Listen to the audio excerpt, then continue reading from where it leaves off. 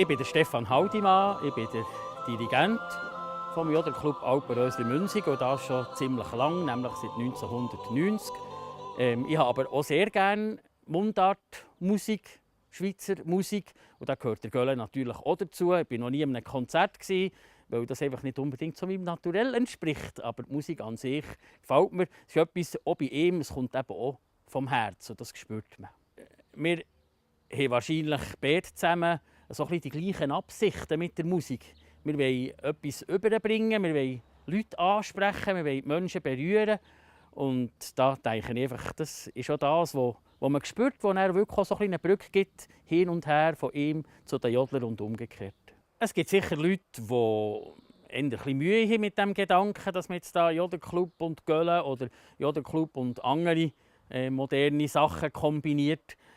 Für mich ist es nicht das Problem, weil ich einfach das Gefühl habe, es sind zwei Paar Schuhe. Ich hätte die Mühe, wenn man jetzt sagen würde, das sei ein Jodellied. Und ich hätte die Mühe, wenn man sagen würde, das sei jetzt die neue, moderne Art für das Jodeln. Das ist es nicht. Aber es ist eine gute Kombination, es ist ein Experiment. Und ich denke, so Projekte haben Platz, sollen Platz haben, eben zum zu zeigen, dass wir etwas Lebendiges haben. Dabei verändert sich so gewiss nichts.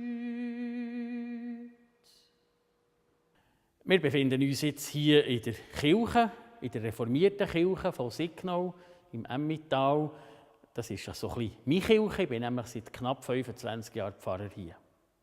Ich hatte sehr Interesse an der Schule. Ich bin für das Leben gerne in die Schule. Eine der grossen Ausnahmen vielleicht. Und da hat sich ziemlich schnell eigentlich abgezeichnet, dass Theologie auch wirklich mein Weg ist. Eben das Interesse am Mensch, das Interesse am Sinn suchen mit anderen Menschen und auch nicht nur suchen, sondern hoffentlich auch finden.